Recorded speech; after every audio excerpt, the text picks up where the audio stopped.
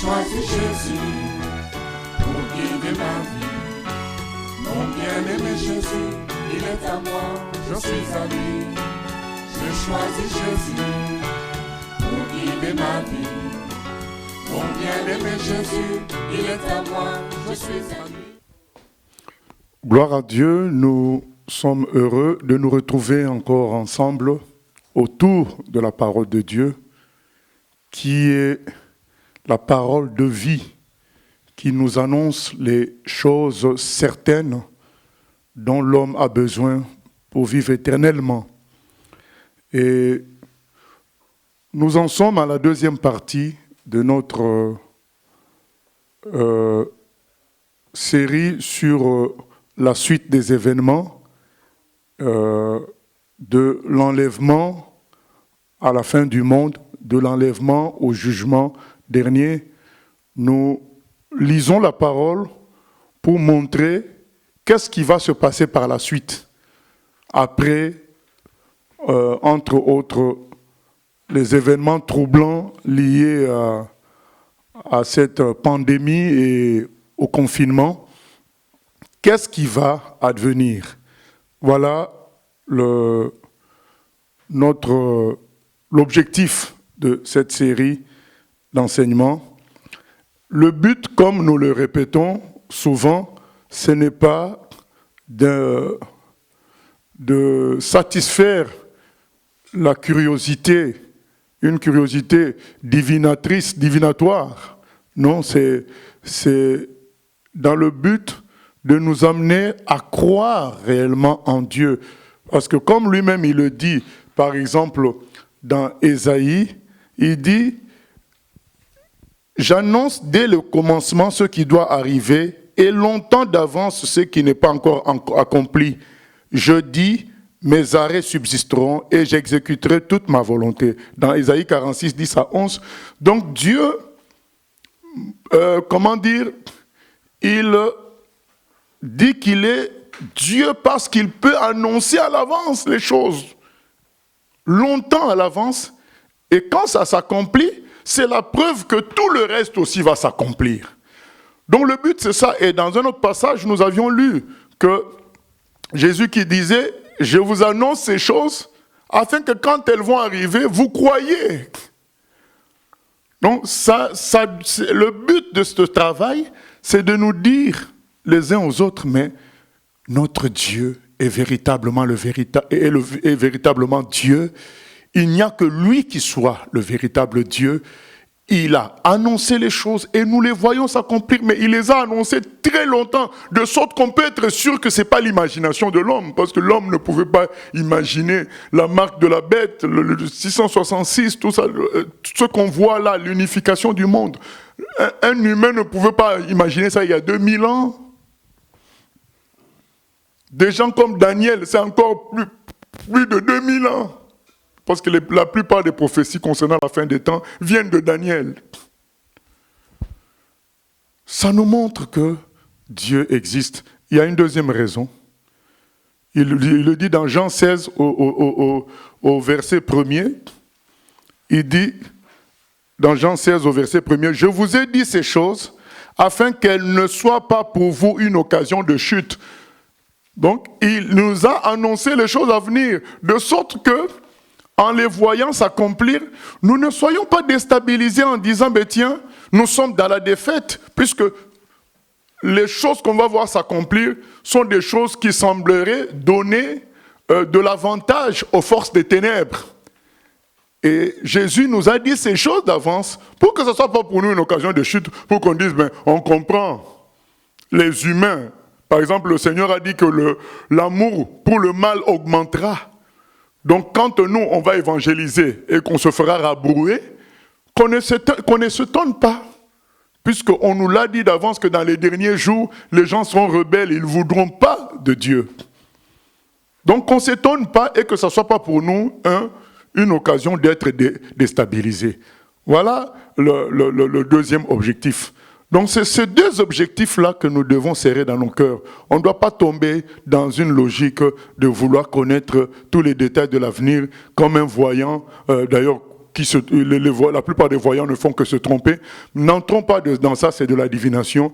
Nous voulons voir ces choses pour augmenter notre foi, pour solidifier notre foi en notre Dieu. Et ce qui va conduire à quoi? C'est qu'on croit à tout le reste. Et en croyant à tout le reste, notre frère Paul nous dit dans 1 Thessaloniciens 2,13, cette parole-là va agir en nous qui croyons. Et nous serons bien heureux et heureux. Deuxième raison, que les événements ne soient pas une occasion de chute pour nous, que nous les voyons comme des choses prédites d'avance. Donc ça ne sort pas, c'est pas comme si ça surprenait Dieu. C'est Dieu qui les a préparés d'avance, qui les a vus d'avance et qui nous a annoncés. Donc on ne soit pas surpris, ça nous permet de nous accrocher à Dieu jusqu'au bout, parce que la fin quand même de tout, c'est que la victoire reviendra aux enfants de Dieu d'une manière claire. Voilà. Donc, quelques pistes importantes concernant la compréhension des choses de la fin des temps. Il y a un événement qu'on appelle l'enlèvement de l'Église. C'est un événement qui va avoir lieu à un moment donné. C'est quoi cet événement? C'est que Jésus viendra, il sera dans les airs et il attirera à lui tous les véritables chrétiens, les vierges sages qui vont monter à sa rencontre. Cet événement s'appelle l'enlèvement.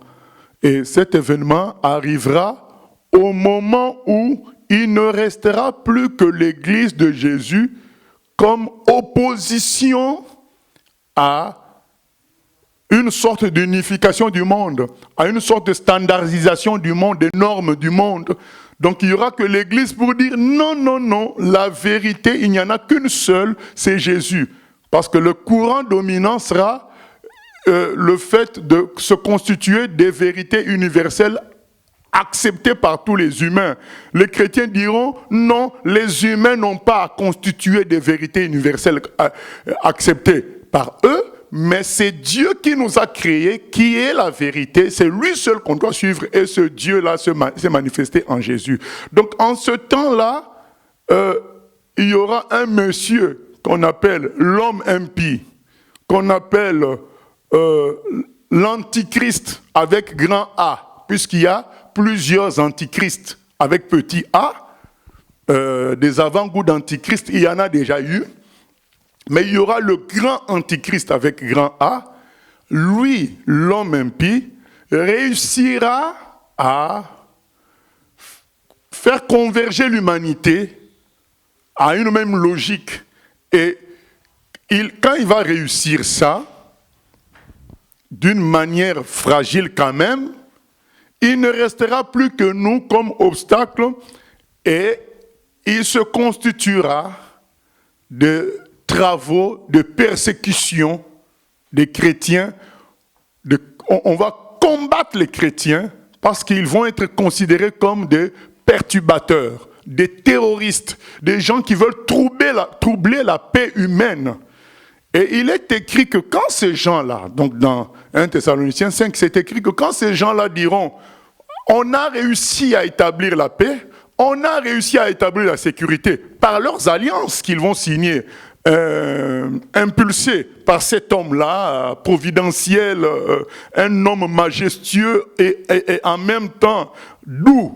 Donc il sera doux, mais en même temps très arrogant. Donc il mélangera la puissance de la douceur et la puissance du dragon. Donc c'est ce qu'on va voir quand nous allons lire. Donc ça sera un homme de ce genre-là qui va séduire l'humanité et qui va produire une alliance, qui va faire une alliance avec 10 royaumes, 10 rois.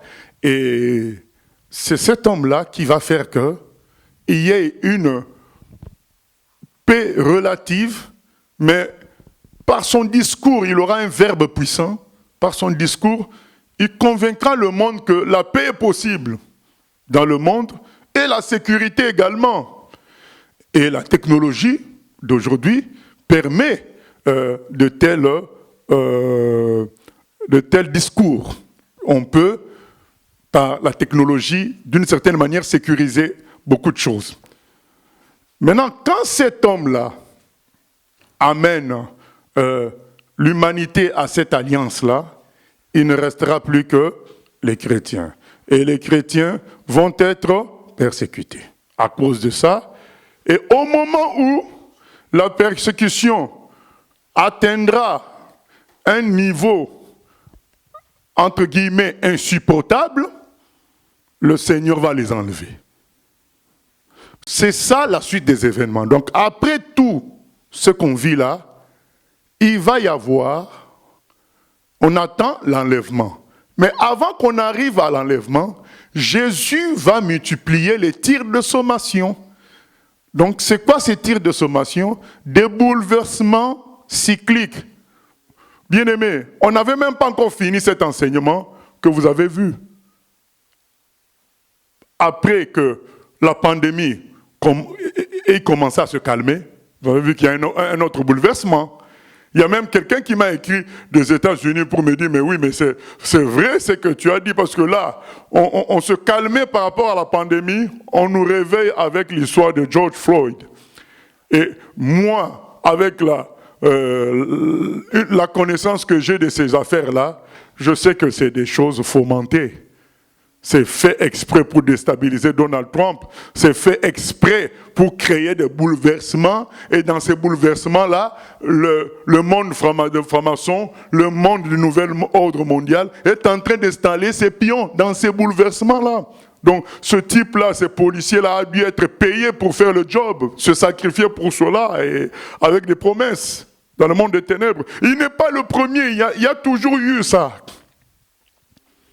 Et donc, par des bouleversements cycliques,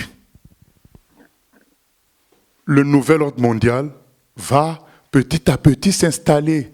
Le but étant de raser toutes nos barrières juridiques qui empêchent un tel gouvernement mondial de s'installer.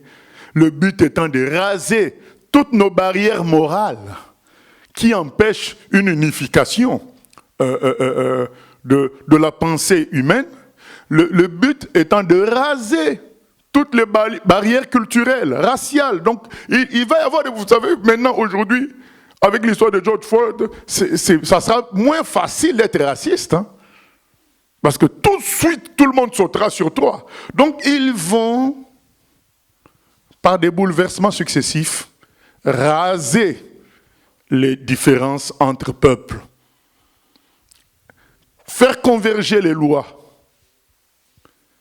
Mais en même temps, dans ces bouleversements, il y aura aussi les bouleversements de Dieu lui-même, qui seront des appels à se réveiller pour se convertir.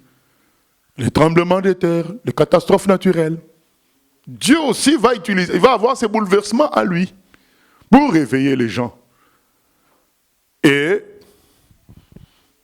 avant qu'il nous prenne, eh bien, il va envoyer son esprit, réveiller le monde entier par rapport à l'évangile. Et c'est là que la persécution augmentera contre les chrétiens, au point que Jésus sera obligé de venir les prendre. Et quand il les prend, la ruine soudaine commence pour le reste de l'humanité. Tout commence par quoi? Par le fait que les jugements des sceaux qui se trouvent dans Apocalypse, au chapitre 5, il y a un livre que Jésus devait ouvrir, et c'est un livre qui avait des sceaux, et ces sceaux-là, c'était des jugements. Le jour où Jésus ouvre le premier sceau des jugements, il y en a 7, le jour où il ouvre le premier sceau des jugements, le compte à rebours commence. 7 ans de tribulation. 7 ans de tribulation. Vous savez qu'il y a toujours eu des tribulations sur la terre, il y a toujours eu des guerres, il y a toujours eu ces choses-là, des souffrances. Mais la Bible nous dit que ces temps-là de tribulation, ça sera le temps le plus dur que la terre ait connu et qu'il connaîtra plus jamais. 7 ans de tribulation. Et ces 7 ans s'ouvrent à partir de l'ouverture du premier sceau. Donc entre l'enlèvement des chrétiens et l'ouverture du premier sceau, il y a un certain temps, on ne connaît pas, il est petit, très petit. Donc, dès que les chrétiens sont enlevés, maintenant, Jésus ouvre le premier sceau. Et quand il ouvre le premier sceau, 7 ans vont être décomptés. Et tout ça est voisin. Donc, je répète, le monsieur arrive à faire le traité avec toutes les nations, et notamment la nation juive, pour 7 ans. Les chrétiens vont voir que là, c'est fini, l'antichrist est là. Dieu les enlève et Jésus ouvre les sceaux. Tout ça est voisin. À partir de cela, le décompte ne bougera plus. 7 ans de tribulation divisés en 2 parties. La première partie va durer 3 ans et demi. La deuxième partie va durer 3 ans et demi. Et dans la première partie, qui vont être les cibles vraiment? Ça va être les chrétiens qui auront raté l'enlèvement. Parce que eux, ayant raté l'enlèvement, ils vont se dire, mais toute la parole est vraie. Eux, ils comprendront, vous savez, les gens qui sont dans nos églises, mais qui continuent à mener la vie du monde, mais qui entendent des enseignements. Quand ils vont rester, ils vont dire, mais tout est vraiment vrai. On a encore la possibilité d'aller au ciel, alors on ne va pas louper cette fois. Et ces gens-là agiront en conséquence pour témoigner du Seigneur, pour témoigner de la parole.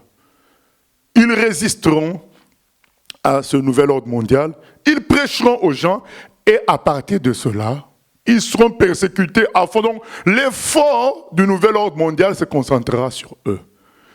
Maintenant, en même temps, ce nouvel ordre mondial ne sera pas encore très bien constitué, de sorte qu'après 3 ans et demi, l'homme impie, donc le dictateur mondial, qui ne l'est pas encore. Donc au début, il est l'homme de l'alliance.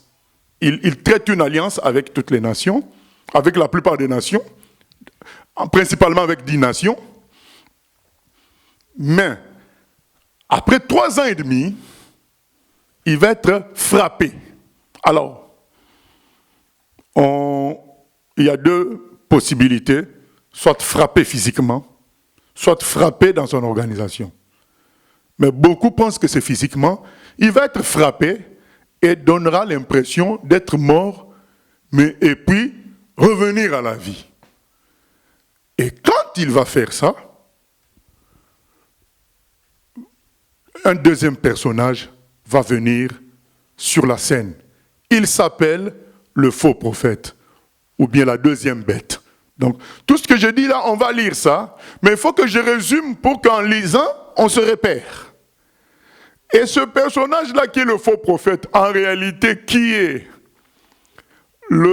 en quelque sorte le meneur, le leader de la religion mondiale du moment, c'est lui qui va rassembler toutes les religions, donc c'est lui qui va être leader de ce mouvement-là écuménique. Ce personnage-là, comme il sera donc comme un garant religieux, il dira aux gens, mais vous venez de voir ce qui vient de se passer. Ce monsieur qui était comme mort est ressuscité, mais c'est lui qui a la puissance de nous rendre tous pareils. C'est lui qu'il faut suivre. Donc l'homme impie va être calme, et c'est le faux prophète qui va pousser maintenant les gens à l'adorer lui. Et lui maintenant, l'alliance qu'il avait conclue pour 7 ans, qu'est-ce qu'il va en faire? Il va la rompre, comme d'habitude. Vous savez, Hitler avait conclu une alliance avec les Russes, mais il avait rompu. Donc c'est comme ça que ça se passe. Il rompt l'alliance à la moitié de 7 ans, et il va s'installer au temple et se proclamer lui-même Dieu. Et donc, les Juifs maintenant, qui connaissent dans Daniel 12 cette prophétie-là, ils vont se dire, ah, ce n'était pas le vrai Messie, c'était le faux. Parce qu'au début, quand il était l'homme de l'Alliance, les Juifs vont le considérer comme leur Messie, les musulmans vont le considérer comme leur Mahdi qui doit revenir, et les autres peuples vont le considérer comme le leader que le monde a toujours attendu, le leader de paix, pour créer la paix et la sécurité dans le monde. Donc ça sera le Messie. Et quand les Juifs vont voir qu'il s'installe dans le temple de Dieu, il se proclame Dieu sous l'instigation du faux prophète, les Juifs vont se rebeller. Ils vont dire, on n'est pas d'accord. C'est ainsi qu'ils vont retourner à la Bible, relire la Bible sérieusement. C'est ainsi qu'il y a un verset qui dit, la parole sortira de Sion. Donc ils vont relire la Bible sérieusement et beaucoup fouilleront, les intelligents, ils vont fouiller dans une ville qu'on appelle Pétra en Jordanie. Ça, c'est encore des détails. Je préfère réserver ces détails pour les études qu'on fera sur le livre d'Apocalypse. Mais ils vont fuir là. En fait, c'est ce qui est écrit dans Apocalypse 12. Hein. La femme qui met au monde le fils c'est Jésus. La femme, en réalité, c'est Israël. Jésus est venu d'Israël. Et il va être amené dans le désert pour être sous la protection pendant 3 ans et demi. Donc pendant 1260 jours. Donc cette femme-là qui représente Israël va être protégée par Dieu. Mais ça ne sera pas tous les Juifs. Et il y en aura d'autres qui seront comme des témoins, qui vont parler de Dieu, toujours dans le monde, qui vont résister. Donc ça, c'est la deuxième moitié des 3 ans et demi qu'on va étudier aujourd'hui. Donc nous commençons par lire Daniel 9, 20 à 27. Daniel 9, 20 à 27.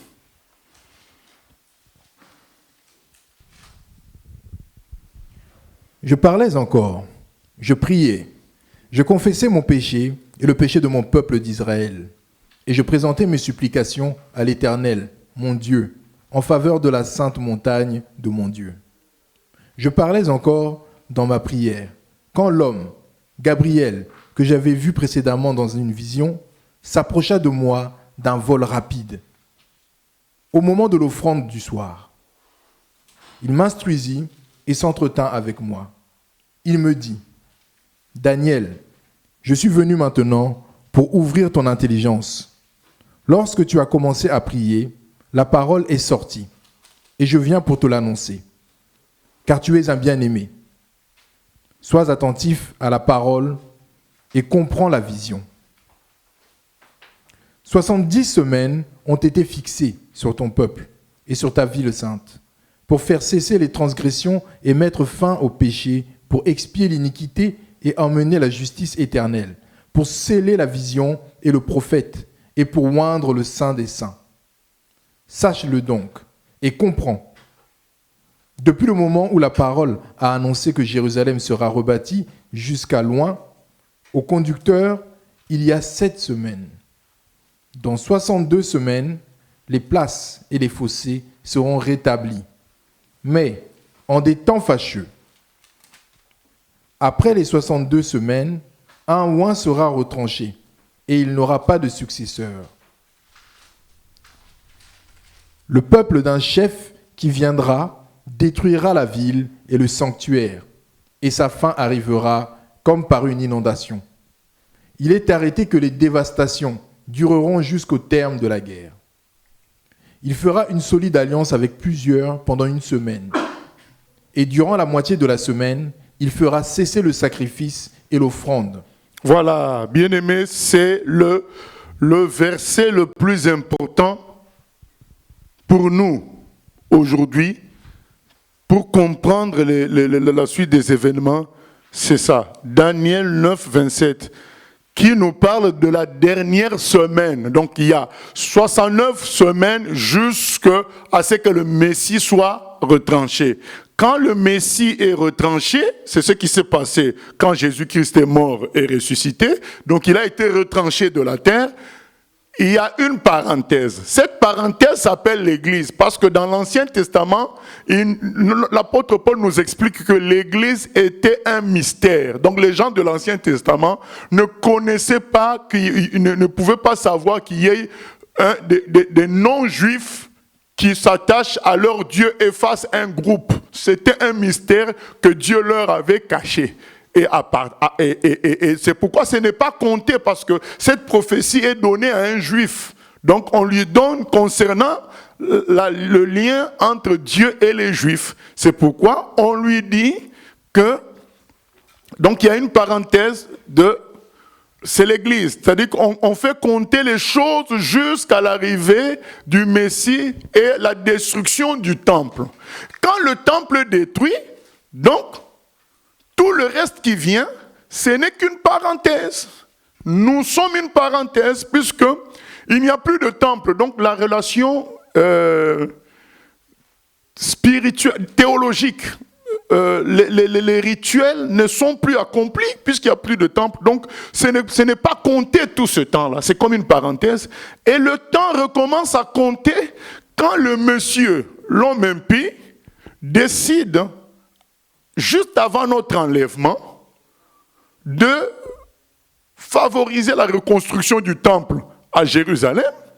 Et quand il favorise la reconstruction du temple est reconstruit, le lien théologique est à nouveau rétabli entre le peuple juif et Dieu. Notre parenthèse est finie. Vous comprenez que, voilà, tout ça se tient, quoi. Donc notre parenthèse est finie. Quand notre parenthèse est finie, donc il ne reste plus qu'une semaine. Parce que Daniel, dans sa prophétie, il donne 70 semaines pour que tout finisse. Les 69 sont déjà passés, puisque les 69, c'était jusqu'à ce que le Messie et le temple soient détruits. Tout le reste que nous venons de vivre là, c'est une parenthèse, puisque le lien théologique avec le peuple d'Israël a été comme mis en berne. En attendant, donc, c'est l'Église qui fonctionnait avec Dieu, en quelque sorte. Sans que Dieu n'ait arrêté d'être le Dieu d'Israël, mais le fonctionnement, c'était avec l'Église. C'est une parenthèse. Maintenant que le temple est reconstruit, nous on part. La parenthèse est finie, l'enlèvement. Nous arrivons à 7 ans. Et dans ces 7 ans-là, ces 7 ans sont obtenus par l'homme impie, cet homme providentiel, qui sera considéré par les Juifs comme leur Messie, qui sera accepté aussi par les musulmans et par le monde entier. Donc, pour ses capacités de discours extraordinaires, pour ses capacités de faire des miracles aussi, et notamment le miracle de réunir tout le monde, donc de permettre la paix. Et donc cet homme-là va faire une alliance de 7 ans. Mais à la moitié de 7 ans, 3 ans et demi, ils rompt l'alliance. Ils rompent l'alliance après sa forme de résurrection. Donc il se croit maintenant tout permis. Bien, mais ce que je vous dis là se trouve dans Daniel, dans plusieurs passages. Donc vous allez voir dans Daniel 11, on dit qu'il fera tout ce qu'il voudra. Donc cet homme-là se croira tout permis parce qu'il aurait la puissance totale maintenant de Satan. C'est-à-dire que Satan vraiment va lui donner toute sa puissance et également une puissance au faux prophète comparable, et ça va constituer les 3 personnes diaboliques, comme il y a les 3 personnes de vérité avec le Père, le Fils et le Saint-Esprit. Il y aura Satan le dragon qui donne toute son autorité, on va lire ça dans Apocalypse 13 bientôt, qui donne toute son autorité à la bête qui vient de la mer et qui donne aussi l'autorité au faux prophète qui est la bête, l'autre bête. Nous allons lire tout cela. Ça fait 3 personnes et c'est la même chose. Donc maintenant, la deuxième bête est chargée de glorifier la première bête qui est l'homme impie, comme le Saint-Esprit est chargé de glorifier Jésus.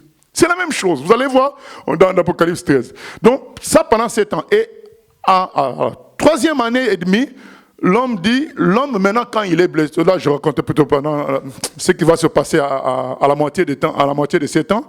Donc cet homme reçoit maintenant toute l'autorité du diable. Il reçoit ça, et il y a ces trois personnes-là qui vont œuvrer pour soumettre la terre. Et entre-temps, donc c'est ce qu'on vient de lire, donc il arrête le sacrifice, 3 ans et demi, plus de sacrifice au temple, c'est lui maintenant qui est Dieu. Les Juifs vont dire, ah non, nous préférons fuir. Un certain nombre de Juifs va fuir, et un nombre va résister, mais va être vaincu. Et puis, il y aura sur la terre prolifération de démons, parce que dans Apocalypse 12, on nous montre qu'il y a guerre au ciel et tous les démons sont envoyés sur la terre. Ils sont précipités. Et quand ils sont envoyés et précipités, ben, on nous prépare à cela. Regardez, moi je ne regarde pas ça, mais tous les films qui sortent aujourd'hui, c'est des films sur, pas des hommes humains comme nous, mais c'est des hommes, soit on les appelle des Avengers, quelque chose comme ça. Des hommes non humains qui ont des capacités d'esprit. Donc, et il y a plein de films encore sur les extraterrestres qui sortent, qui montrent que voilà, ça prépare les gens à cette invasion qui aura lieu, où ces gens-là seront chassés du royaume des cieux.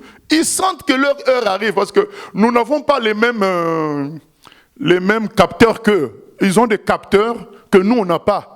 Et dans leurs capteurs, ils sentent que leur heure arrive. Alors ils préparent la terre à leur invasion. Donc les humains se croiraient dans un film d'Avengers ou bien dans un film d'Hollywood avec des démons autour d'eux. Donc il y aura une surpopulation de démons sur la terre qui vont faire des choses. Et c'est ce qui explique aussi que le pouvoir de cet homme-là sera très fort. Parce que comment lui pourra savoir que quelqu'un ne l'a pas adoré? Comment il pourra... C'est vrai qu'il y a la technologie, mais de là à savoir que quelqu'un dans la forêt amazonienne a refusé de m'adorer, donc c'est que cet homme aura aussi un appui, à part la technologie, mais un appui de démons. Mais les justes de Dieu résisteront à cela.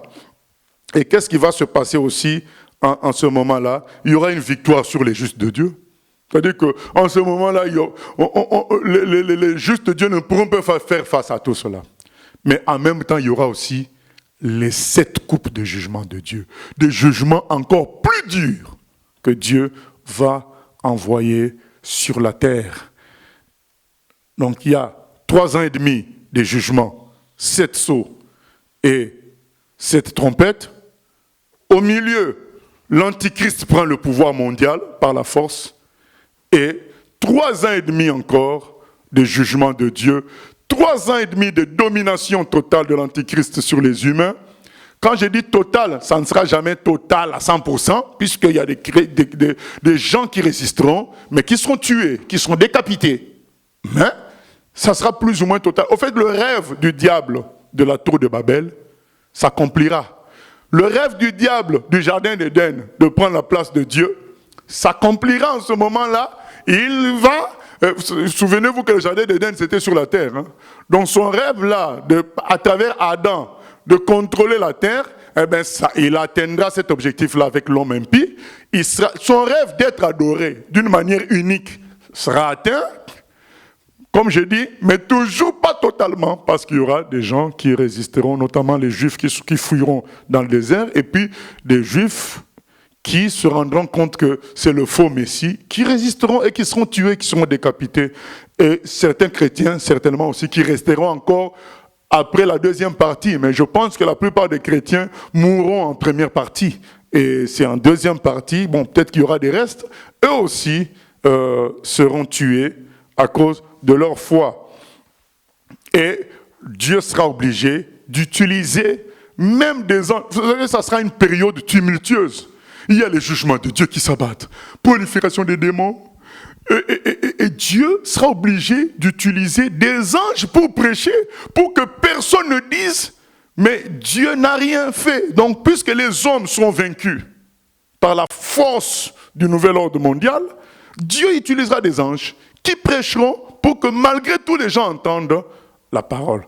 Bon, nous allons maintenant lire des passages, puisque les explications sont plus ou moins données. Nous lisons maintenant Daniel 12, 11, premièrement. Daniel 12, 11. Depuis le temps où cessera le sacrifice perpétuel et où sera dressée l'abomination du dévastateur, il y aura 1290 jours. Voilà. Donc, 1290 jours, ce n'est pas exactement 3 ans et demi. Mais aujourd'hui, je n'expliquerai pas pourquoi les autres 30 jours. Donc, il y a 30 jours en plus, c'est 1260. Mais c'est juste pour nous dire que depuis l'abomination sera établie l'abomination du dévastateur. C'est ce que dont Jésus parle dans Matthieu 24. C'est-à-dire, quand Satan va entrer dans le temple, il va s'établir en abomination. L'abomination vous savez que dans l'Ancien Testament, on appelait aussi les faux dieux des abominations. C'est-à-dire que Satan sera, l'homme impie sera l'abomination qui sera établie dans le lieu très saint. Quand ça se passera, il restera combien? 1290 jours, mais en réalité 1335. Mais la vraie unité qu'il faut retenir là, c'est 1260. Parce que les 75 jours, il y a un rôle pour ça. 1260 jours, donc 3 ans et demi. C'est juste pour aussi vous expliquer que les semaines dont il est question dans Daniel 9, 27, il s'agit de semaines, d'années, puisque 3 ans et demi, ça fait 1260. Donc il coupe à la moitié. Donc, il arrête le sacrifice. Lui-même, il s'impose comme un Dieu pendant 1260 jours. Et nous lisons Daniel 7, 24 à 27.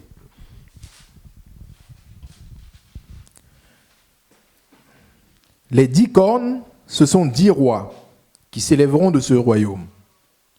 Un autre s'élèvera après eux, et il sera différent des premiers. Et il abaissera 3 rois. Il prononcera des paroles contre le Très-Haut. Il opprimera les saints du Très-Haut. Et il espérera changer les temps et la loi. Et les saints seront livrés entre ses mains pendant un temps, des temps et la moitié d'un temps. Puis viendra le jugement, et on lui ôtera sa domination, qui sera détruite et anéantie pour jamais. Le règne, la domination et la grandeur de tous les royaumes qui sont sous les cieux seront donnés au peuple des saints du Très-Haut. Son règne est un règne éternel, et tous les dominateurs le serviront et lui obéiront. Amen. Donc là, qu'est-ce qu'il nous a expliqué? Il nous a expliqué qu'il y aura un roi spécial, donc les 10 cornes, un autre s'élèvera parmi ces 10 rois-là, et qui, en quelque sorte, au début, il sera en alliance avec les 10 rois. Après, il abattra 3. Donc, il abaissera 3 rois. Donc, en quelque sorte, il deviendra comme le chef de 3 pays, mais tout en dominant les 7 autres pour diriger le monde. C'est ce qui va se passer.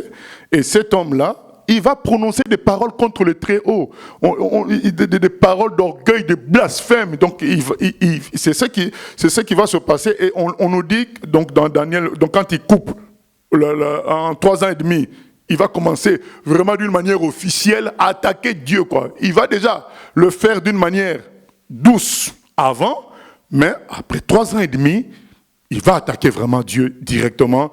Et il est écrit que les saints seront livrés entre ses mains. Donc il dit il espérera changer les temps et la loi. Donc il va changer toutes les lois. Il va changer, même il va vouloir changer la loi de Dieu. Donc il va vouloir changer les lois et mettre le temps, notamment lui il avait dit 7 ans, mais il va dire non, 3 ans et demi, c'est moi qui décide. Donc il va changer le temps et les lois, et les saints seront livrés entre ses mains. Donc comme je dis, 3 ans et demi, la deuxième partie de 3 ans et demi, de 7 ans, les derniers 3 ans et demi, l'Antichrist sera le roi, quoi. Donc même les justes de Dieu seront impuissants face à lui. Ils devront juste se maintenir dans la foi et mourir s'il le faut pour aller au ciel. Voilà ce qui va se passer. Et certains fuiront. Voilà. Certains fuiront. Et on nous dit, puis viendra le jugement. Donc il a 3 ans et demi. Donc Satan a en réalité 3 ans et demi d'un certain règne total. Pourquoi j'ai dit d'un certain? Parce qu'il ne sera pas total à 100%, parce qu'il y aura toujours des résistants, mais en très petit nombre. Donc, mais lui dirigera. Donc, il aura 3 ans et demi pour ça. C'est la deuxième partie de 7 ans. Voilà. Daniel explique les choses. Apocalypse. Maintenant, nous en venons à Apocalypse, chapitre 13. Mais c'est mieux quand même de commencer à partir du premier, donc première partie 1 à 10, même si aujourd'hui ce n'est pas la partie qui nous intéresse le plus. Ce qui nous intéresse aujourd'hui, c'est le 11 à 18, puisque le 1 à 10, on avait déjà lu le mardi passé. Mais lisons-le pour qu'on comprenne le contexte. Apocalypse 13, 1 à 10. Ensuite, 11 à 18.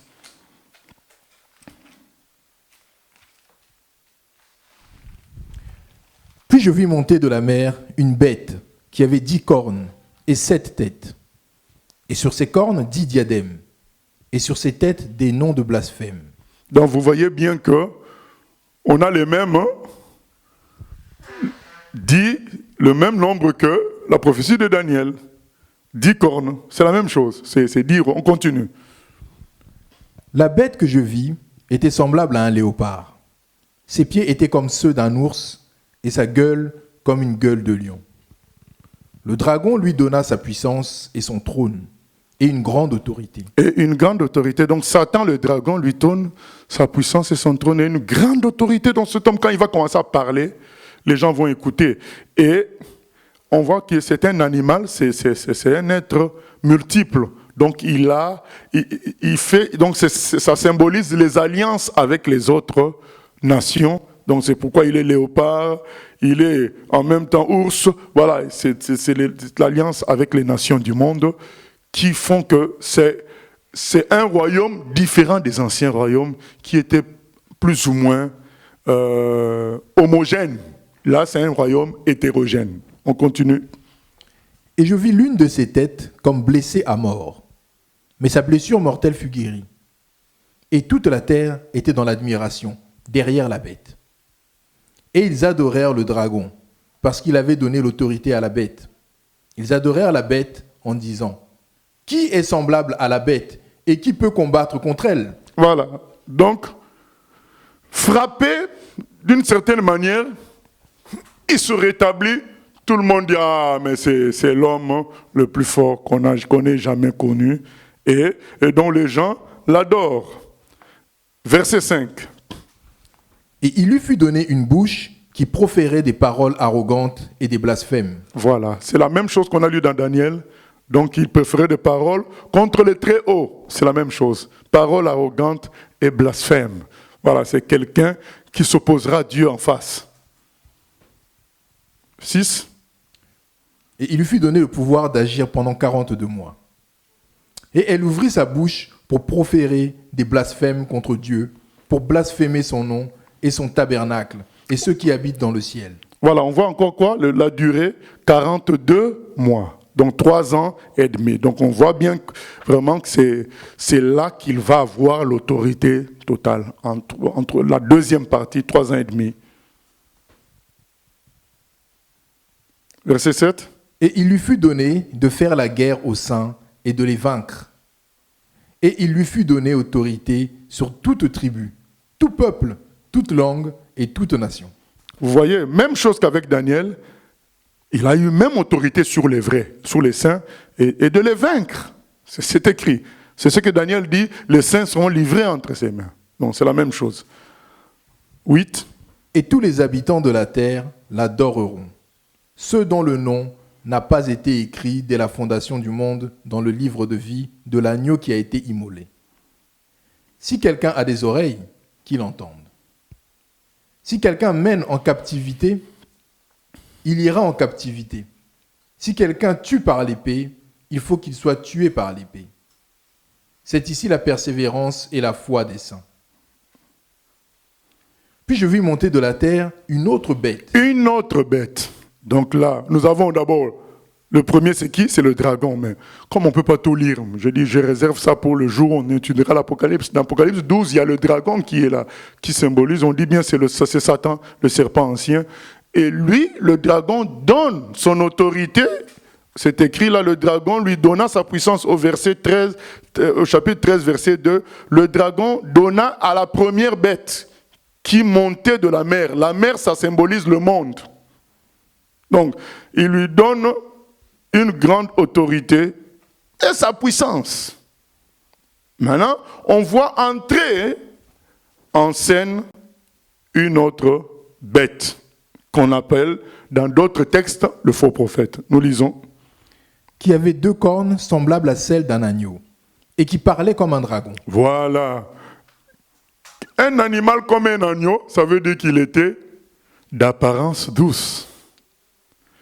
Il était d'apparence, vous savez, comme, excusez-moi, c'est pas pour faire du mal, mais vous savez, quand nous, on organisait, moi j'ai étudié dans une école catholique, les prêtres avaient des lunettes fines, et ils parlaient comme s'ils chantaient, et donc c'est cette apparence-là, douce, où vous avez la personne qui a des lunettes fines, qui a des traits fins, soutane, voilà, c'est ça, c'est l'agneau, mais attention, des paroles puissantes de dragon.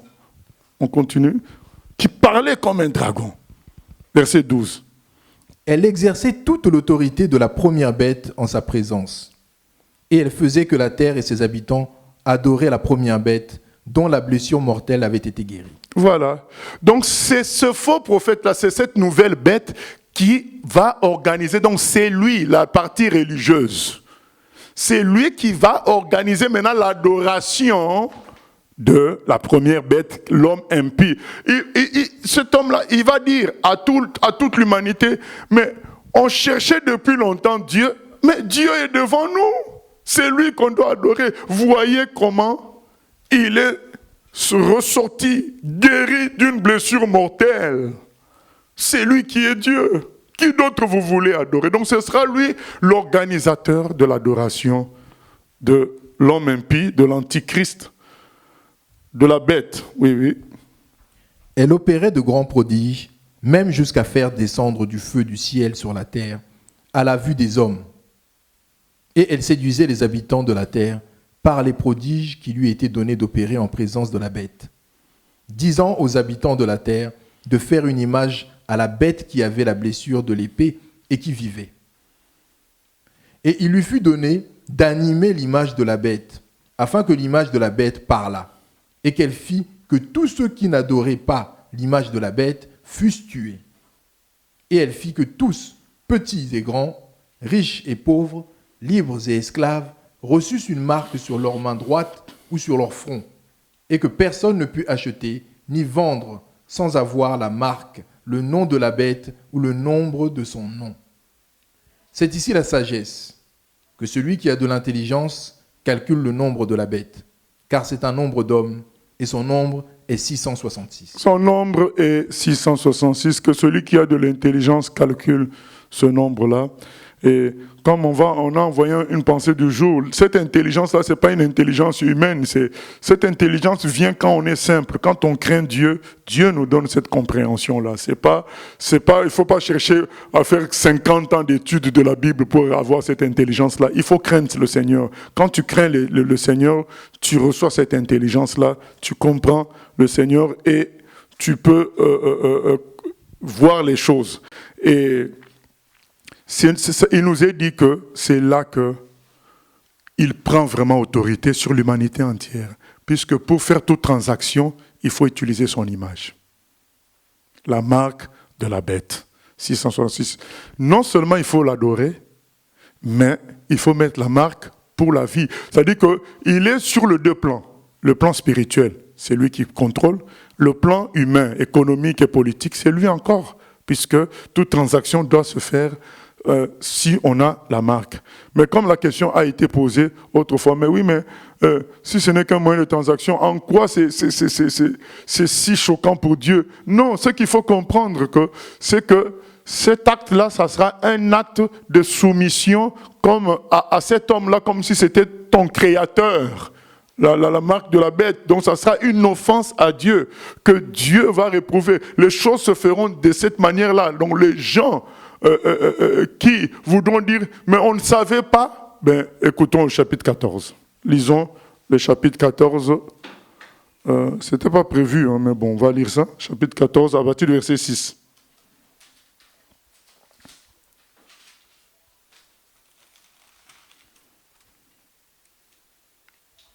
Je vis un autre ange qui volait par le milieu du ciel, ayant un évangile éternel, pour l'annoncer aux habitants de la terre, à toute nation, à toute tribu, à toute langue et à tout peuple.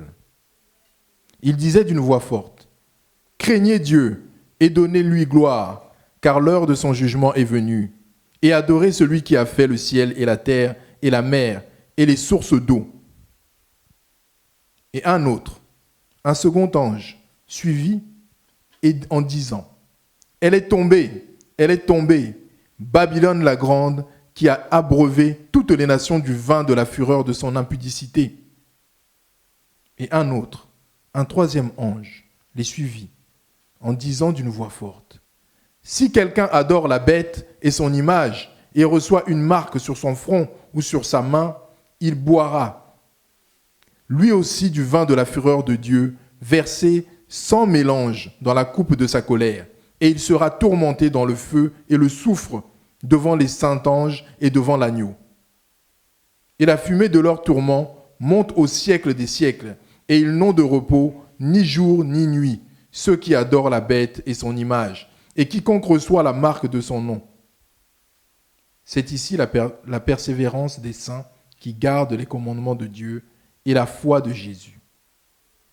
Et j'entendis du ciel une voix qui disait, « Écris, heureux dès à présent les morts qui meurent dans le Seigneur. » Oui, dit l'Esprit, afin qu'ils se reposent de leurs travaux, car leurs œuvres les suivent. Amen. Amen. Alors, bien-aimés, au cas où certains utiliseraient l'argument de l'ignorance pour dire, mais oui, mais nous, on croyait que c'était juste pour remplacer notre numéro de compte bancaire. On ne voyait pas ça comme une sorte d'adoration. Mais il y a un ange qui leur dira, il ne faut surtout pas faire ça, parce que ça, c'est de l'adoration. Est-ce que vous remarquez les progressions des prédications des anges? Première prédication, c'est quoi? Au verset 7, c'est « Craignez Dieu et donnez-lui gloire, car l'heure de son jugement est venue, et adorez celui qui a fait le ciel et la terre et la mer et les sources d'eau. » Donc, c'est Dieu qui vous a créé. C'est Dieu qui a fait la mer et la terre et les sources d'eau. Donc, si vous vivez, c'est grâce à Dieu. Vous n'avez pas à vous soumettre, à laisser ce système-là diabolique, vous donner l'impression que votre vie dépend de ce système-là. Donc, là, ça nous fait montrer la portée de l'acte de se mettre la marque sur la main ou sur le front. Ça voudrait dire que c'est le système qui me fait vivre. Et Dieu dit non, c'est moi qui ai fait les cieux et la terre, les sources d'eau. C'est moi, Dieu, qu'il faut craindre. En mettant la marque, c'est une allégeance à ce système-là comme étant la source de tout. Oh, c'est moi la source. Deuxième progression, deuxième prédication, elle est tombée, Babylone la grande, qui a abreuvé toutes les nations du vin de la fureur de son impudicité. C'est qui Babylone la grande? C'est la religion mondiale, donc c'est les chrétiens, donc l'œcuménisme, les chrétiens qui, à cette époque-là, c'est eux qui vont tenir la chose, avec le catholicisme chrétien de la prospérité, c'est eux qui vont sortir le faux prophète. Et eux, ce jour-là, Dieu dira, voilà leur jugement. Vous savez, on avait expliqué mardi passé, c'est quoi un jugement? Un jugement, ça dévoile la vérité. Un jugement, ça peut être aussi le fait que quelqu'un, vous savez, que quelqu'un commence à faire le mal plus fortement qu'avant. C'est un jugement de Dieu. Au fait, la personne faisait le mal faiblement, mais quand Dieu la juge, elle commence à faire plus le mal. Au fait, son état est dévoilé, que c'est un méchant, mais qui se cachait. Donc c'est un jugement, c'est-à-dire Dieu qui va dire, regardez Babylone, aujourd'hui d'une manière officielle, ils adorent le diable. Ce n'est plus caché. C'est ça. Vous voyez la progression, parce que c'est qui veut qu'on adore l'antichrist? C'est le faux prophète. C'est le catholicisme, évangile de prospérité, islam, tout ça mélangé. Mais les grands champions, ça sera le catholicisme et l'évangile de prospérité. Ça sera eux les champions, puisque l'évangile de prospérité va avec le système économique et de pouvoir. Donc c'est eux qui seront les champions, c'est eux qui sortiront le faux prophète et qui va dominer tout le reste des bouddhistes, machin, islam, ainsi de suite.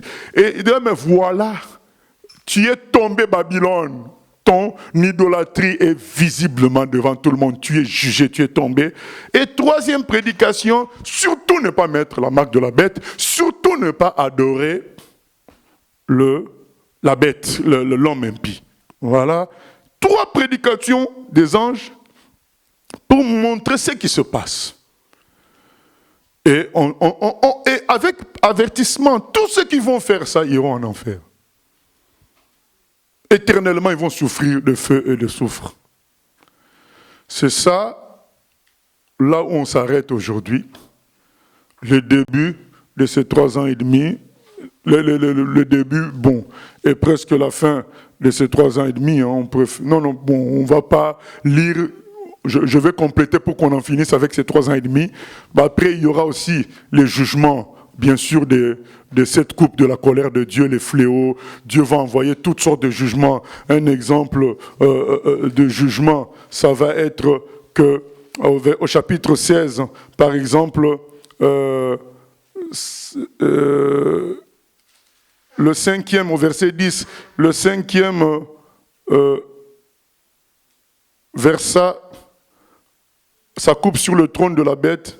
Non, le 4e, on prend le 8, le 4e verset, ça coupe sur le soleil, et il lui fut donné de brûler des hommes par le feu, et les hommes furent brûlés par une grande chaleur, et ils blasphémèrent le nom de Dieu, qui a l'autorité sur ces fléaux, et ils ne se repentirent pas pour lui donner gloire. Donc, par exemple, ça c'est le 4e jugement qui sera une canicule qu'on n'a jamais connue, et il y aura donc 7 jugements encore dans cette partie-là, alors que dans la première partie, c'était 7 jugements aussi, les 7 sceaux, ainsi que dans le dernier sceau, 7 tempêtes. Voilà ce qui va se passer dans la deuxième partie et au moment où...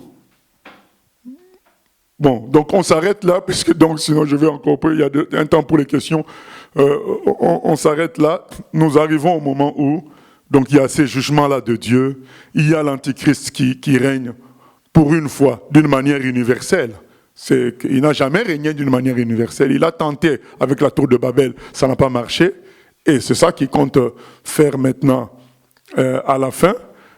Pour une fois, ça va sembler marcher, mais ça sera que pour 3 ans et demi. Et à un moment donné, à cause de la résistance juive, ils vont décider d'envoyer des armées pour éliminer le peuple juif. C'est ce qu'on verra donc le mardi prochain. Voilà. Que Dieu soit béni. Nous allons écouter les questions. Oui, la question, la semaine passée, on avait déjà posé, mais puis on repose encore. Donc je la pose. Les saints dont on parle dans Daniel 9 et dans Apocalypse, il s'agit du peuple d'Israël, les saints d'Israël, ou les saints en tant que chrétiens, personnes mises à part? Ce qu'on dit dans Daniel, c'est vraiment les Juifs, hein, des gens qui vont se reconnaître que des justes, qui vont vraiment chercher Dieu dans la vérité. Voilà. Il s'agit des Juifs, mais les chrétiens aussi sont appelés saints. Voilà. Voilà. Ok, j'ai beaucoup de questions, je te préviens. Alors, certains ouvrages sérieux estiment, preuve à l'appui, que l'Ancien Testament est une copie de poèmes et textes sumériens. Ils ont trouvé des tablettes issues d'excavations archéologiques qui reproduisent exactement les textes du Premier Testament, notamment sur la création de la terre en 7 jours. La femme à partir de la côte de l'homme, la tentation de la pomme pour le péché originel. C'est vrai ou c'est faux? Monsieur Barnabas est particulièrement cultivé. En a-t-il eu écho? Qu'est-ce qu'il en dit? Je ne suis pas particulièrement cultivé, mais toujours est-il que, bien-aimé, quand Dieu a créé le monde, mais Il a créé qu'une personne, d'abord, Adam, ensuite Ève. Mais c'est logique donc que le récit de la création qui a été raconté à Adam, mais Adam a raconté à ses descendants. Mais les Sumériens dont il est question dans cette intervention, mais ce sont des descendants d'Adam. C'est ainsi qu'on remarque certaines similitudes avec des récits de la création, même ailleurs, chez les Indiens, tout ça, il y a des points communs, mais c'est logique puisque nous venons tous du même créateur. Au contraire, au lieu que ce soit quelque chose qui contredise la Bible, ça appuie, ça prouve que nous avons eu les mêmes créateurs. Maintenant, la version pure et nette, c'est la version que nous a rapporté la lignée de Jacob. Donc Dieu nous a créés tous, mais sa vraie version, il l'a transmise par les descendants de Jacob, donc en commençant par Abraham, Isaac, donc il est le Dieu d'Abraham, d'Isaac et de Jacob. Mais que les gens connaissent certains points de la création, au contraire, ça appuie le fait que, oui, nous venons de la même source. Donc et je voulais répondre déjà quand cette question commençait à être posée, en disant que les seuls points communs concernent à peu près la création et certaines façons d'adorer, par les sacrifices, toutes ces choses-là, mais ça prouve que tous nous venons du même créateur, de la même origine, puisque tous ces gens-là, que ce soit les Sumériens, tous nous venons de Noé en quelque sorte, puisque tout a été détruit, tout a été recommencé par Noé. Avec la famille de Noé, donc les 8 personnes qui étaient dans l'arche, nous venons tous du même endroit. Donc, si Noé a parlé de son sacrifice à ses enfants ont parlé aussi à d'autres, et c'est normal que nous tous, nous ayons des pratiques avec des sacrifices. Dans toutes les religions, il y a des sacrifices. Donc, ça prouve qu'on vient de la même origine. Mais je dirais, ce sont des points communs qu'il y a. Mais ce qu'on est en train d'étudier là, les prophéties de Daniel, vous les verrez nulle part, ni dans les Védas, ni dans les écrits sumériens, ni chez les Égyptiens. Il n'y a pas Daniel qui donne avec exactitude ce qui va se passer. Vous savez, Daniel donne avec une précision mathématique. Il donne 70 semaines et quand vous calculez, vous trouvez 69 semaines, ça tombe exactement. Le retrait du Messie. C'est vraiment extraordinaire. Ça, on ne trouve ça que dans la Bible. Il n'y a que dans la Bible où on a la loi de Moïse. On n'a pas la loi de Moïse ailleurs. Il y a le code d'Hammurabi qui est une sorte de code moral, mais qui ne correspond pas à la loi de Moïse. La loi de Moïse, ce n'est pas seulement tu ne tueras pas, tu ne feras pas ceci. La loi de Moïse, c'est des rituels. C'est le temple, c'est l'agneau de Pâques. C'est toute une série de choses qui ne se retrouvent que dans la Bible, mais qui ne sont que l'image de Jésus qui allait venir. Donc, c'est faux de dire que l'Ancien Testament, c'est semblable à des écrits sumériens. Pas du tout. Il y a des points communs qui sont limités à la création. Un exemple. Par exemple, dans certains récits de la création d'autres civilisations, c'est un cube. L'arche, c'était un cube. Or, mathématiquement, un cube n'est pas un objet qui est stable pour flotter sur l'eau. Mais quand on étudie l'arche de Noé, oui, ça ressemble au paquebot d'aujourd'hui dans sa forme. Il y a une différence. Donc on voit la forme de l'arche de Noé correspond mathématiquement à ce qu'il faut pour flotter dans l'eau. Alors que dans ces récits-là, on voit qu'ils n'ont pas gardé la bonne version. La vraie version, c'est nous qui l'avons à travers l'Ancien Testament. Donc il n'y a pas, c'est pas une copie. Il y a quelques points qui, concernant la création, concernant les rituels, et concernant certains principes moraux, mais c'est tout quoi, c'est vraiment tout, mais la grande partie, tout ce qui concerne les prophéties, tout ce qui concerne Israël, tu vas trouver ça que chez nous, dans l'Ancien Testament, parce qu'il faut savoir que la partie qui concerne la création n'occupe que la Genèse. En quelque sorte, ce que je peux dire pour clôturer, ces livres-là n'ont qu'une ressemblance avec quelques chapitres de Genèse, c'est tout. Or, l'Ancien Testament, c'est pas que la Genèse. La Genèse n'est qu'un livre parmi les 39 livres de l'Ancien Testament. Donc ça n'a rien à voir, c'est pas semblable. Personnellement, je n'ai pas de doute sur la parole biblique. Mais beaucoup de gens, musulmans notamment, reprochent à la Bible d'avoir été modifiée plusieurs fois au cours de son histoire, contrairement au Coran, soi-disant. On sait que la Bible est la compilation de plusieurs livres écrits et publiés après la mort de Jésus. Or, il s'avère qu'il existe des récits apocryphes, c'est-à-dire qui ont été retirés de la Bible finale. Est-ce normal ça ? Surtout que certains de ces récits affirment que Jésus avait une ou plusieurs femmes, voire des enfants. La Bible telle qu'elle est aujourd'hui est donc authentique et intègre. Alors, déjà, c'est faux que le Coran... C'est pourquoi je dis qu'il faut se documenter. C'est faux que le Coran n'y ait qu'un unique Coran. Bien-aimés, si vous suivez au minimum les infos, vous voyez quand même, vous entendez des guerres entre l'Iran et l'Arabie Saoudite, des bruits de guerre. Vous voyez en Irak des problèmes entre qui et qui ? Entre sunnites et chiites. Donc vous voyez bien que l'islam n'est pas homogène comme certains le prétendent. C'est complètement faux. Vous savez que pour le chiite ou le sunnite, l'ennemi le plus grand, même au-dessus, même plus que le chrétien, c'est l'autre. Hein. Le sunnite va considérer le chiite comme un ennemi plus grand que le chrétien. Aujourd'hui, vous voyez l'Arabie Saoudite s'allie même à Israël pour combattre qui ? Les musulmans chiites iraniens. C'est pour vous dire que dans leur esprit, les Iraniens sont plus mauvais que les Juifs. C'est pour vous dire que c'est faux. Donc forcément, leurs Corans ne peuvent pas être pareils puisque leur division commence juste après Mahomet. Donc chacun a son Coran. D'autant plus que les ayatollahs chiites ont des pouvoirs de rajouter des versets sur le Coran.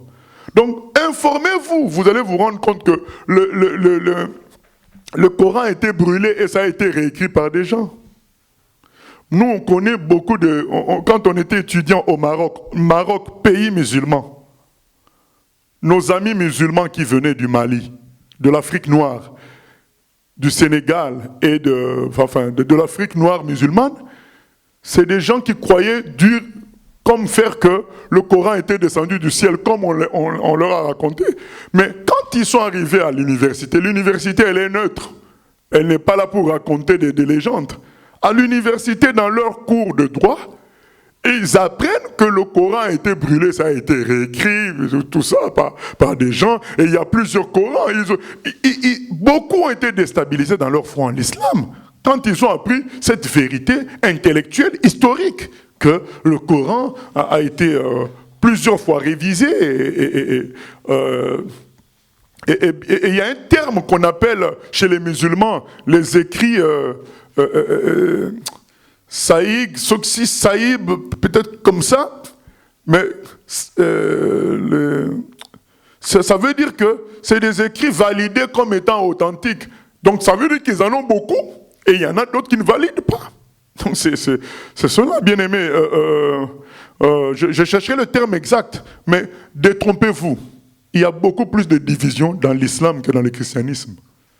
Moi, au Maroc, c'est des sunnites, du rite malékite. C'est pas là. Pourquoi on précise sunnite de rite malékite? Il y a aussi les soufis. Au Sénégal, il y a les mouridistes.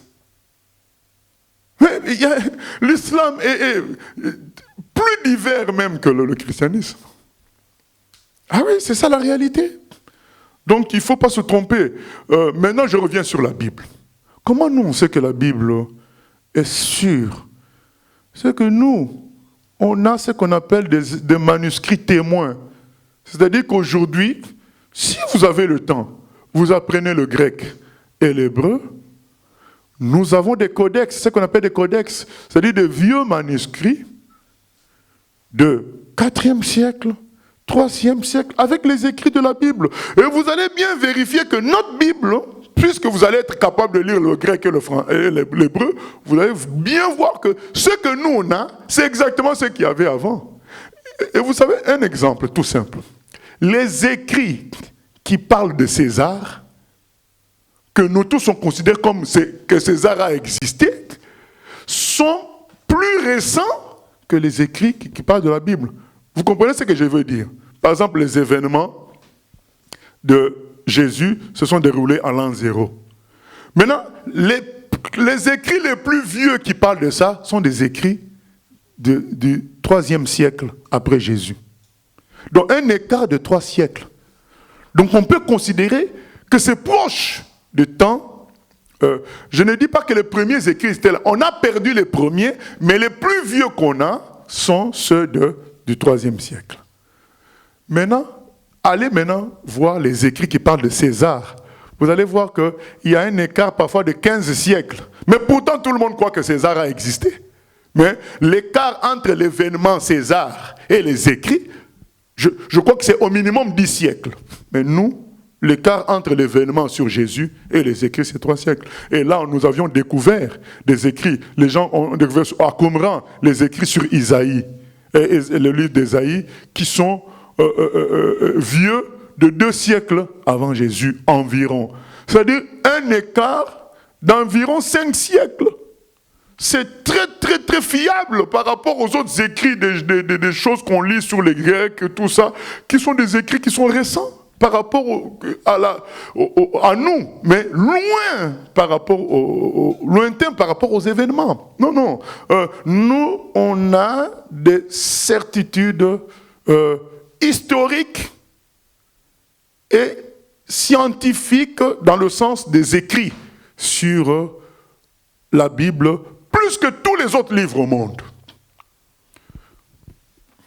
La quantité de livres témoins.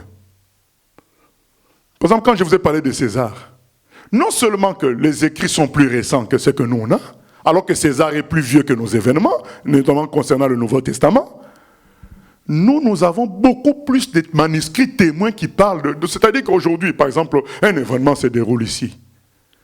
Et tu as 15 personnes qui en parlent et qui disent la même chose. Qui en parlent comme ça 2 ans après, 15 personnes qui disent la même chose. Et un autre événement, 30 ans après, il n'y a que 2 personnes qui en parlent. Tu vas croire qui? Là où il y a 15 personnes qui en parlent et qui disent la même chose. C'est ça la Bible. C'est-à-dire qu'on a les manuscrits témoins en grande quantité. Là, moi, je parlais d'un exemple de 15, mais nous, on en a 2000. Pour la Bible, des vieux écrits qui disent la même chose. Alors que tout ce qu'on étudie en classe sur l'histoire, 1, c'est des écrits récents, et 2, on n'a pas beaucoup de manuscrits qui disent la même chose. On a peut-être 2 ou 3. Donc attention, d'une manière archéologique, historique, nous avons les écrits les plus fiables au monde. Puisque beaucoup ont écrit la même chose. Il y a eu beaucoup de copies, et donc ils disent la même chose. Maintenant, les livres apocryphes. Mais les livres apocryphes n'ont jamais été dans la Bible. Ça a été... Il faut comprendre, quand vous dites la Bible, c'est quoi la Bible? La Bible, il y a une partie qui est la Bible hébraïque, donc c'est-à-dire la Bible des Juifs. C'est l'Ancien Testament, c'est ce que nous on appelle l'Ancien Testament. Et les Juifs n'ont eu que les 39. C'est les catholiques qui ont rajouté les autres qu'on appelle apocryphes. Mais les Juifs, eux, parce que les apocryphes sont où? Parce que beaucoup ne connaissent pas, quand on dit apocryphe, ils pensent aussi aux écrits du Nouveau Testament. Non, il n'y a pas de polémique sur les écrits du Nouveau Testament au milieu des chrétiens. Les polémiques, quand on dit apocryphe, c'est sur l'Ancien Testament. Quand vous prenez une Bible catholique, il y a plus de 66 livres. Mais dans le surplus, il n'y a aucun du Nouveau Testament, il n'y a que de l'Ancien Testament. C'est là que se trouve le problème. Mais sur ce que vous pouvez apprendre sur Internet, l'évangile de Thomas, gauche à droite, mais ce sont des choses non authentifiées. Ce ne sont pas ce qu'on peut appeler apocryphes. Donc on peut appeler ça apocryphe en seconde zone, mais par extension de langage. Mais les vrais apocryphes, ce sont ceux de l'Ancien Testament que les catholiques ont rajoutés.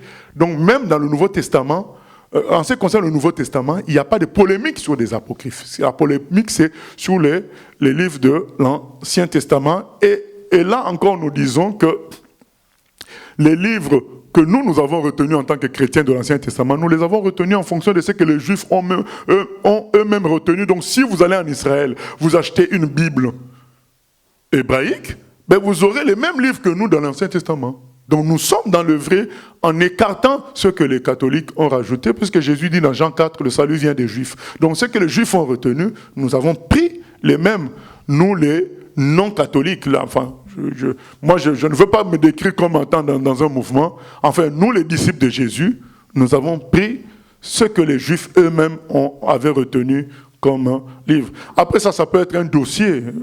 On a déjà traité ce dossier-là, il faudrait chercher dans nos études bibliques sur Internet ou prédications sur la parole de Dieu.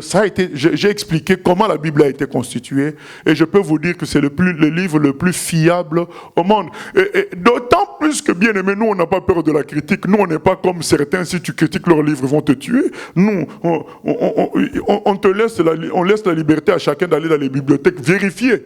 Et vous allez vous rendre compte, comme c'est quelqu'un qui voulait démontrer que Jésus n'existait pas, il a fini par comprendre qu'il existait. Il a fait tout un film là-dessus, sur la résurrection de Jésus, parce que son objectif c'était de montrer que ça n'avait jamais eu lieu. Mais en allant dans les bibliothèques du monde entier, il a fini par comprendre que c'est lui qui était dans l'erreur, parce qu'il y avait trop de témoignages, trop de concordances, trop de livres qui en parlaient, donc du fait que les témoignages étaient certains. Voilà, donc c'est...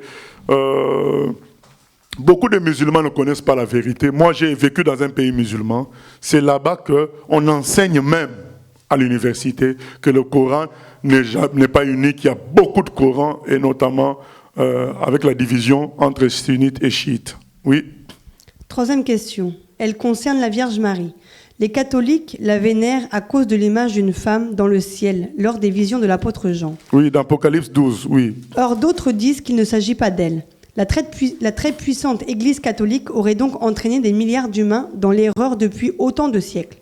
Pourquoi Dieu n'opère pas un miracle quelconque pour rectifier le tir? Pourquoi l'Église catholique ne se remet pas en question? Pourquoi la chrétienté ne se réunit pas pour unifier les points de vue? Voilà, on va répondre question par question. On commence par lire Apocalypse 12, et puis on va revenir sur les autres. Un grand signe parut dans le ciel. Une femme enveloppée du soleil, la lune sous ses pieds et une couronne de 12 étoiles sur sa tête. Elle était enceinte et elle criait, étant en travail et dans les douleurs de l'enfantement. Un autre signe parut encore dans le ciel. Et voici, c'était un grand dragon rouge, ayant 7 têtes et 10 cornes, et sur ses têtes 7 diadèmes. Sa queue entraînait les tiers des étoiles du ciel et les jetait sur la terre.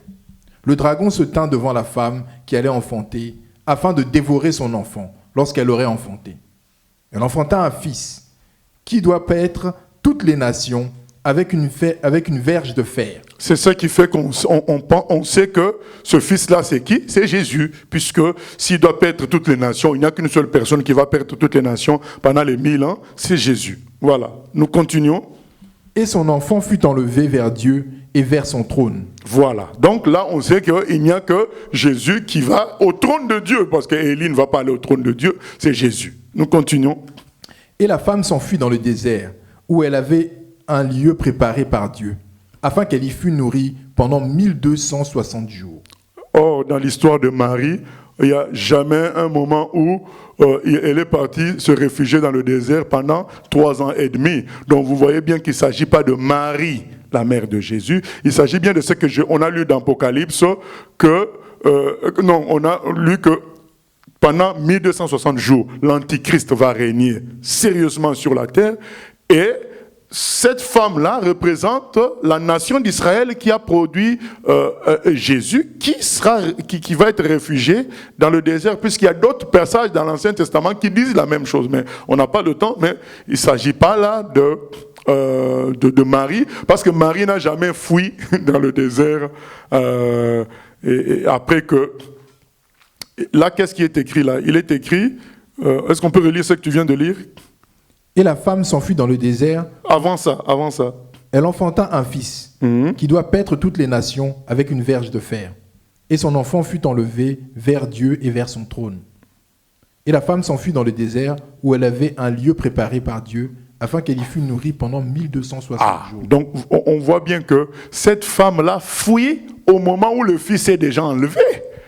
Oh, Marie, au moment où Jésus est enlevé, il reste sur terre avec les apôtres. Il continue à vivre avec Jean. On le sait, elle n'a pas fui dans le désert pour fuir quoi que ce soit. Donc il ne s'agit pas de Marie là. Et il s'agit bien, puisque Jésus dit dans Apocalypse, vous savez, Jésus lui-même dit dans Apocalypse, quel est le contenu d'Apocalypse? Il dit à Jean, écris au verset 19, 1,19, Apocalypse 1,19. Écris donc les choses que tu as vues et celles qui sont et celles qui doivent arriver après elles. Donc, Jean est en train de dire d'abord, première partie, les choses qu'il a vues.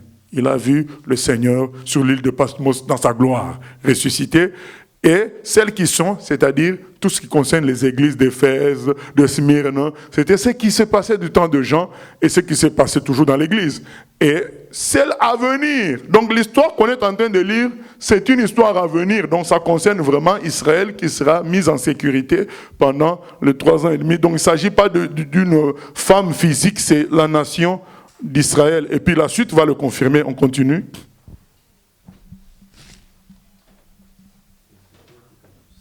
On passe au verset 13. 12, 13.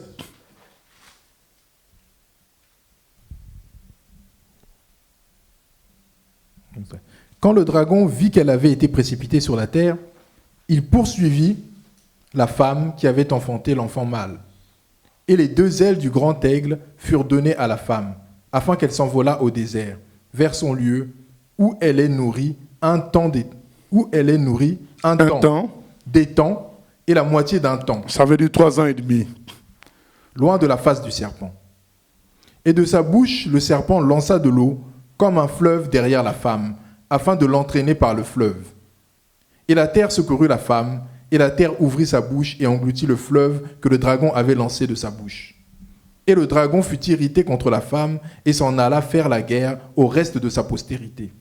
Et ceux qui gardent les commandements de Dieu et qui ont le témoignage de Jésus. Voilà.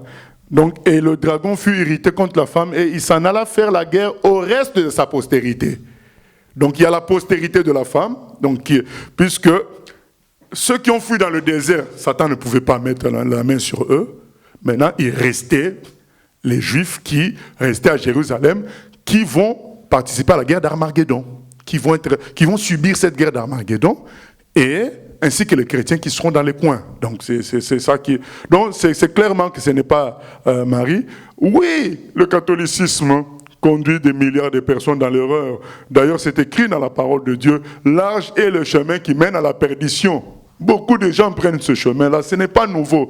La vérité va au contraire du nombre. Maintenant, l'autre question qui est, mais pourquoi Dieu ne fait pas...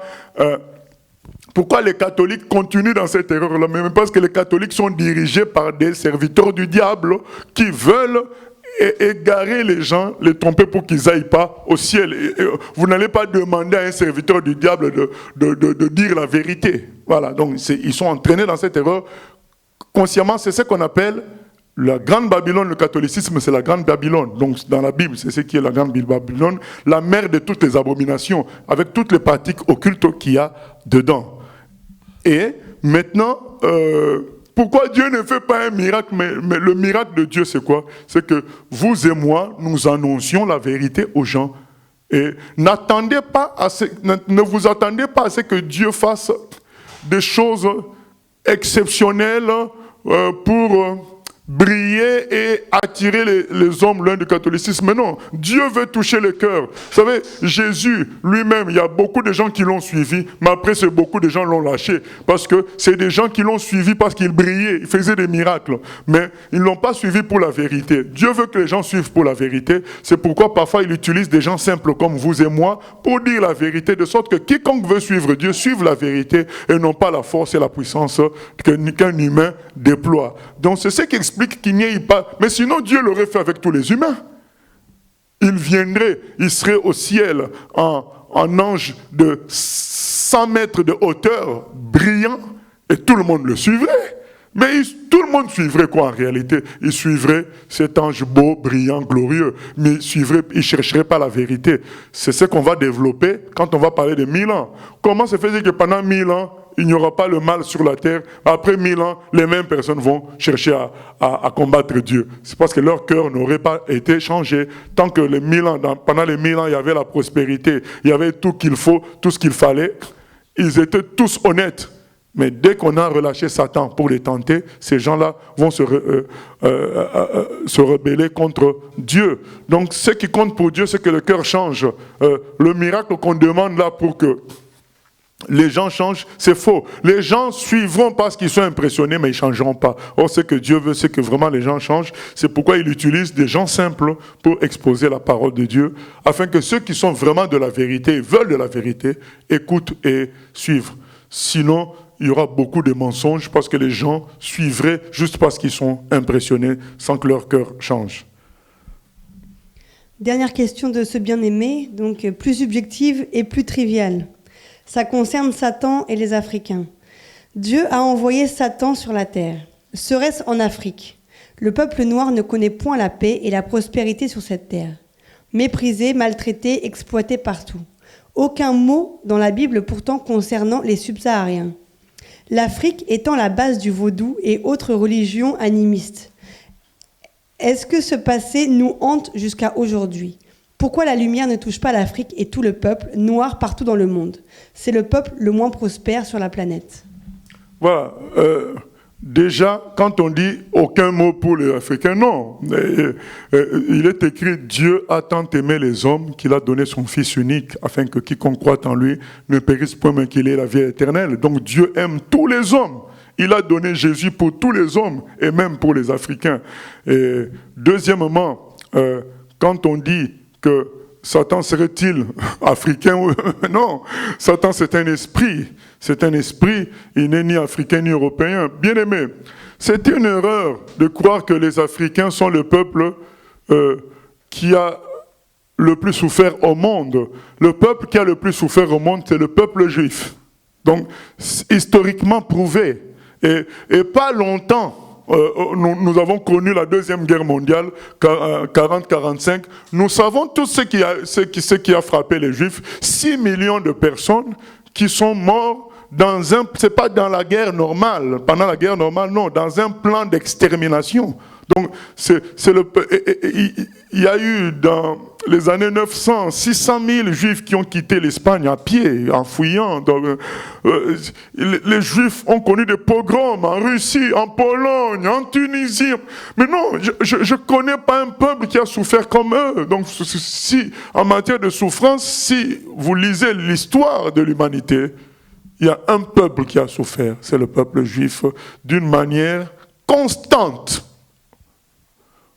Un chrétien me dira, mais oui, mais c'est à cause des péchés. Oui, mais toute l'humanité a péché. Mais dans le péché de toute l'humanité, le peuple qui a le plus souffert, je dis le plus, pourquoi? D'une manière étendue dans tout le temps d'existence. Mais je ne dis pas que le peuple juif a subi d'une manière ponctuelle la plus grosse souffrance. Mais c'est étalé pendant toute son histoire. Lisez, nous sommes en train de lire l'Ancien Testament.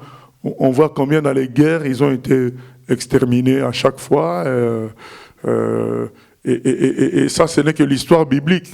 Quand on prend maintenant l'histoire humaine à partir du départ de Jésus, ils ont sérieusement souffert. Bien-aimés, est-ce que le peuple noir a souffert plus que le peuple indien? Amérindien plutôt, il faut que je sois précis. Non. Bien-aimés, aujourd'hui, les Indiens des États-Unis n'existent plus. Ils ont été tous décimés. Les Noirs existent aux États-Unis. Ils existent partout. Mais les Indiens d'Amérique du Nord n'existent plus. Il y en a peut-être aujourd'hui 0,2% par rapport à autrefois. Non, le mal est dans le monde entier. Maintenant, est-ce que ça veut dire que puisqu'on a une certaine prospérité matérielle, qu'on ne souffre pas? C'est faux.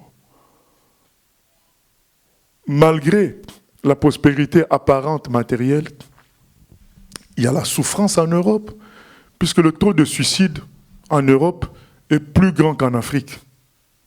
C'est notre façon de voir qui fait qu'on a l'impression que le peuple noir est le plus souffrant. Mais bien aimé, avant que ne viennent les colons, les colonisateurs, entre les peuples noirs, il y avait aussi des guerres.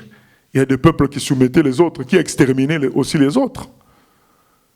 La souffrance a toujours existé dans l'humanité à cause du péché. Et ça, dans tous les peuples, bien aimés, c'est que les Allemands ont fait aux autres peuples européens, bien aimés, c'est grave. Et ce que les peuples européens qui ont gagné la Deuxième Guerre mondiale ont fait aux Allemands et aux Italiens, c'est grave, bien aimés. Moi, j'ai vu beaucoup de films sur la Deuxième Guerre mondiale. Quand les Italiens ont perdu une guerre, on les a fait marcher pendant combien de kilomètres? J'ai oublié le nombre de kilomètres. Et ils mouraient en marchant. Les soldats. Et c'est des milliers et des milliers. Parce que la Deuxième Guerre mondiale, c'est une folie humaine. Staline a tué des millions de Géorgiens. Il les a déplacés de la Géorgie à pied pour les amener ailleurs. Des millions sont morts. Mao a tué combien de Chinois? Des millions et des millions. Le péché détruit l'humanité. Maintenant, la solution est simple, c'est croire en Jésus. Quand on croit en Jésus, notre destin est pris en charge par Dieu le Père, qui s'occupe de nous, quelle que soit notre origine. Voilà, bien aimé, puisqu'on a autre chose à faire, on prend encore 2 questions et on continuera les questions la fois prochaine.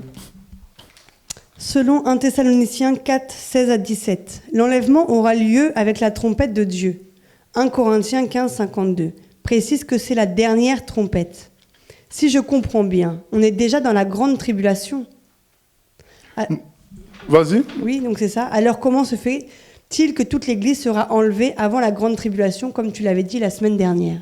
Non. On ne peut pas dire qu'on est dans la tribulation puisque la personne qui écrit n'est pas la même personne. Donc c'est Jean qui reçoit la révélation de l'île Patmos sur les trompettes qui sont liées au 7e sceau. Ça, c'est Jean qui reçoit ça. Ce n'est pas les mêmes trompettes. Vous savez, en Israël, les trompettes étaient utilisées régulièrement. Donc, ce n'est pas une histoire, croire que quand Paul dit la dernière trompette, il n'y a qu'une seule trompette. Donc, il n'y a un seul rôle de trompette. Non, il y a plusieurs rôles. Donc, ce dont Paul parle, ça n'a rien à voir avec ce que Jean explique. Jean, c'est vraiment lié à une série qui sont contenues dans le 7e sceau. Les trompettes annoncent à chaque fois quelque chose. Donc on utilise une trompette, ça ne veut pas dire que tout le temps qu'on a utilisé d'autres trompettes en Israël, c'était pour la même cause. Non, en Israël, on utilise les trompettes pour beaucoup de raisons.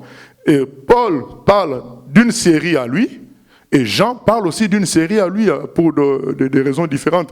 Mais il est clair, comme on vient de lire dans plusieurs textes, que la parenthèse là, pour revenir à Daniel, la parenthèse des 70 semaines, puisque Daniel donne 70 semaines. Mais si on suit le calcul, si on inclut l'église dedans, ça ne marche pas. Donc, il faut enlever l'église pour que les 70 semaines soient, pour qu'elles soient complètes.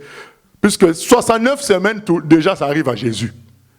Maintenant, tout le temps là, parce que c'est depuis Cyrus, quand Cyrus dit qu'on doit rebâtir Jérusalem, jusqu'à Jésus, c'est ça qui fait 69 semaines.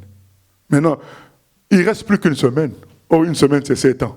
Or entre que Jésus soit enlevé et nous, ça fait environ 2000 ans. Donc, ces 2000 ans ne sont pas comptés. Donc, ça veut dire que quand le temple est reconstruit, forcément, nous, on ne peut plus être là.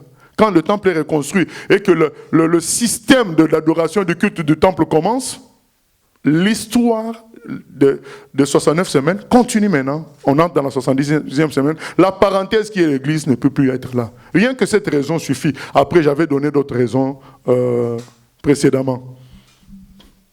La semaine dernière, selon Apocalypse 3.10, il a été dit que la vraie église ne subira pas les tribulations, car Christ nous a sauvés de la colère à venir. Peux-tu expliquer? Car tu viens de dire que l'on subira la persécution et alors le Seigneur viendra nous chercher.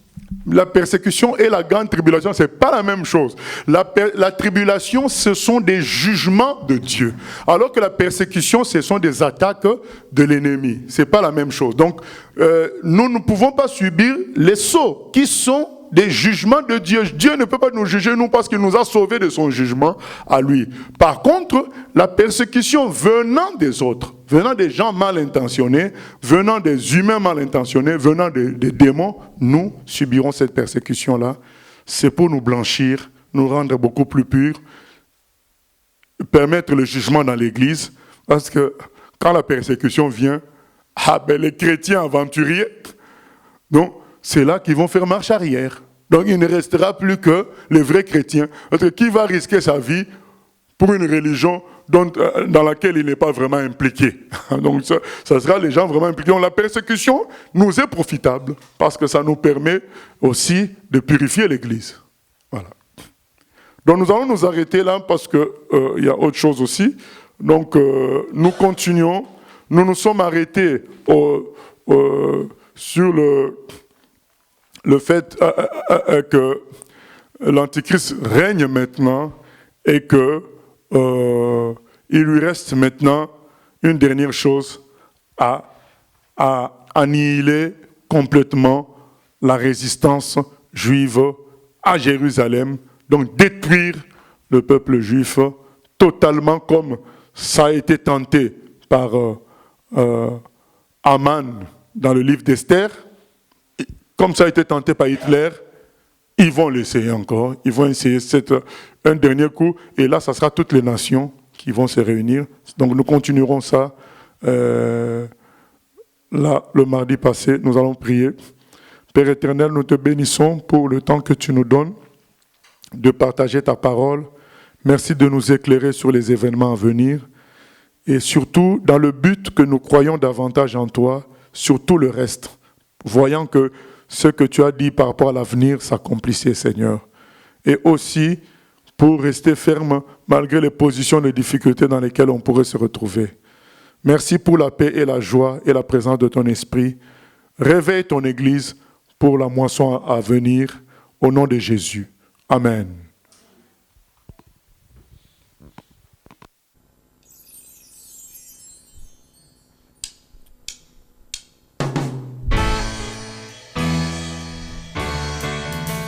J'ai choisi Jésus pour guider ma vie. Mon bien-aimé Jésus, il est à moi, je suis à lui. J'ai choisi Jésus pour guider ma vie. Mon bien-aimé Jésus, il est à moi, je suis à lui. J'ai choisi Jésus pour guider ma vie. Mon bien-aimé Jésus, il est à moi, je suis à lui. J'ai choisi Jésus pour guider ma vie. Mon bien-aimé Jésus, il est à moi, je suis à lui.